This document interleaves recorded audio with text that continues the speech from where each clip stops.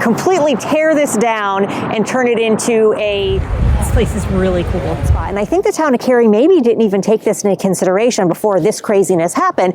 In 2014, the town of Cary was ranked number 4 on Smart Assets list of the safest cities in America, but that number started dropping very shortly after that. By 2022, it had dropped to position 7, and in 2023, it dropped to position 18. Durham, their crime stats have actually been getting better, and their crime has been going down, but while that's been happening, crime in Cary has been going up. But all things considered, Cary started from a very, very low spot and Durham did not. So crime's not the only thing in Cary that's changed. A lot has changed. Over 10 years, we've built parks and torn them down. We've built shopping centers and torn them down.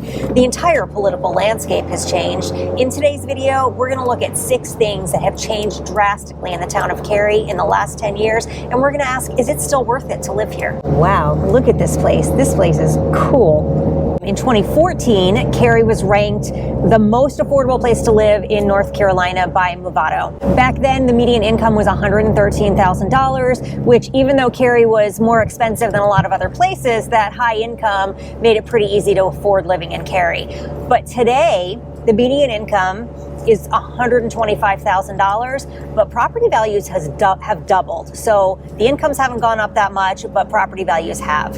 Back in 2014, 10 years ago, the median price was $306,000, and that would cost you $2,287 a month. But today, the median price is $575,000, and that's going to cost you $5,761 a month. So what you would have paid in 2014 would have been about 30% of your income, but what you would pay today would be like 75% of your income, of the median income. A big part of the increase in housing costs is actually interest rates. So let's talk about that. The interest rate was about 3.5% in 2014, and that really was a huge savings in the cost of living. Today's interest rate is a little over 6%, and so if we looked at if the interest rate today was the same as it was in 2014, a median priced home in Cary would cost you about 45% of the median salary. So it's obviously gotten a lot more expensive, but that's pretty much everywhere. But there are some other things about real estate that have changed as well. One thing that's different is there's a lot more attached housing now than there was in Cary in 2014. In 2014, 76% of homes that were sold were single family homes, but in 2023, but today only 67% of homes are single family homes. So you're getting a lot more density. The number of homes that are selling has just dropped. Like people just aren't listing their homes. That's kind of phenomenon that's happening all over the country, just with interest rates being as high as they've been, even though they've dropped quite a bit here lately. We've had almost a 2% drop in interest rates over the last few months, so that's actually unbelievable, and I'm really grateful for it because it'll be a lot easier for people to get into housing. All right, so another thing that's changed in the town of Cary over the last 10 years is there's a lot less new construction. So in 2014, 31% of homes sold were new construction, and today only 9% are. We're out of land in Cary. There just really isn't any place more to build. That's one of the reasons that housing prices have gotten so high, just because there's so limited in the land available to build. So when there's a limited number of anything, particularly housing in such a nice place to live, people are going to bid for it. And Cary actually does have the highest percentage of multiple offers still happening in this market. I think it was about 28% or something the last time I checked. This is Lake Lockmere. I just love this part of Cary. It's so pretty. This is a beautiful part of town to live in. Very walkable. Everything in Cary is walkable though. Okay, if housing were the only thing that had changed in Cary, it may not even be worth moving here because it's really expensive for the median price or for the median salary. I guess what that means is people that make a lot more than the median salary are the people who are going to be moving here. Right. Okay, this is a neighborhood called Williamsburg in Cary, and you can tell why it's called Williamsburg. It's got a very historic Williamsburg feel. It's one of my favorite neighborhoods. I love this style of housing. Look at these really cool shaker roofs. They're so pretty. The one downside to this neighborhood, if you ever look at a home in here, there are parts of it, oh gosh, I love those little porches like that. There are parts of this neighborhood that are in the flood zone. So you always want to check that particularly in this neighborhood. So, and it's actually a decent amount of it, so which kind of stinks because it's such a great neighborhood. Sometimes it's hard to find a house that's not in this flood zone. I mean, you can still buy a house in the flood zone. You just have to pay flood insurance, which can be expensive. But Gigi's Playhouse. it's a place for it's a like learning center for Down syndrome people. Cool. Yeah, I thought it was cool. Look at the pictures. It looks really like a nice place. All right, the ultimate question. Can you find parking? We shall see. Well, they built this great big parking garage. You'd think we'd be able to find something.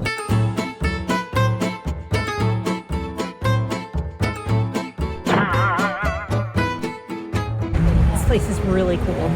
So this is the town of Cary downtown park. So they actually had opened this downtown park how many years ago? I'm gonna say 5 years ago. And there was the fountain, and it was so awesome because there was actually a park in downtown, but it was a fraction of the size of this one. And then after they had opened it like 2 years later, it seemed very, very quick, they shut it down again so that they could rebuild and add on to it. I guess they probably maybe didn't own all of the land at that time, I think. Anyway, I don't know exactly why they did it, but so they just reopened it.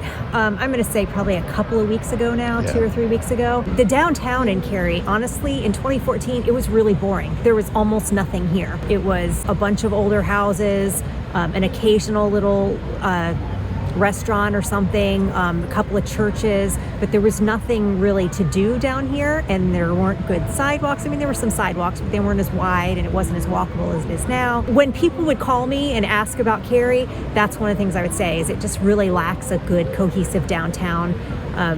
Like a lot of the other towns around here have historic shopping districts that are really cool and fun, and you know, you can go and shop and there's stuff to do, but Cary had nothing. And in 10 years they just completely overhauled the whole thing. But now that it's done, finally, I know everybody's just so thrilled about it.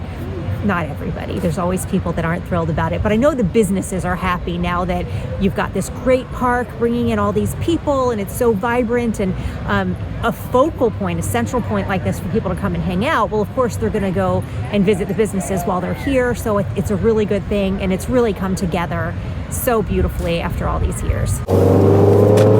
So that building across the street there is the Arts Building. It's the Cary Arts Center. It used to be the school, Cary Elementary, and I think it was actually the high school, back before it was Cary Elementary. And this library was just built in 2018. It's a huge, beautiful library. We didn't go in because they're not open today, but the library used to be this little 1970s brick building over here on Academy Street, which is not there anymore. I really miss that place because I used to take my kids there, and it's sad that I don't have those memories, but the new library is nice. But new park being built here where the library used to be. Yeah, this used to be the little old library. And the Maton came in started construction in 2014, but that was just some old building there. A lot of the stuff just wasn't here.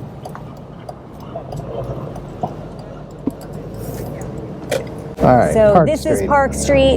These townhomes, they used to be just some old brick, like really large lots. So there were like 3 houses or something here, and just brick ranch, kind of 1960s, 70s brick ranch homes. So Chatham Street has totally changed. Like almost none of this was here. And the stuff that was here was like really old industrial buildings. Like obviously that stuff's not even finished yet. But like Dom's Bagel Shop, that used to be an old little Caesars, and then there was like a tire store or something next door. Just a lot of it. The Perfect Piece is a great place to shop if you ever want to if you ever want the perfect piece, go to the Perfect Piece. But it used to just all be kind of like older homes like that. It was very dumpy. It was very like run down. Is not stopping. Yeah, Bill, it's just stuff every time you turn around. There's more stuff going on. There's going to be retail and commercial here. This whole thing is going to be just walkable with condos and shops. 10 years ago, none of this was here. There might have been a small house where there was, these condos. All right, so another thing that's changed is the greenway system. So Cary actually has a goal to have 145 miles of interconnected greenway through the entire thing. 10 years ago, they had about 70 miles of greenway. Now they've got 80 miles of greenway, and there are currently like all these different projects in the works. Like for example is the Walnut Creek Greenway project. That'll give us an additional 5 acres. That'll give us an additional 5 miles of greenways in the town of Cary. And the goal of it is to connect several different popular areas so you can walk from one to the other. It's going to connect downtown Cary to Fenton to here. So why would anybody want to come here? This looks like some kind of relic from 1960s strip mall land, which is exactly what it is right now. But the town of Cary just received a rezoning request last year to completely redevelop this area. They're going to turn it into a mix of residential, commercial. It'll be shopping, office buildings, and residential spaces, and possibly also a community center. So at the same time that's all going on, that developer's planning this redesign here, the town of Cary is working on their plans for an indoor sports arena. So this has been in the works in the Triangle area for a long time. They've been wanting to get something to this area to bring in tourism, and Cary just won a $75 million grant to redevelop something in Cary into an indoor sports arena. They're probably going to put it right here at South Hills, but it hasn't 100% been determined yet.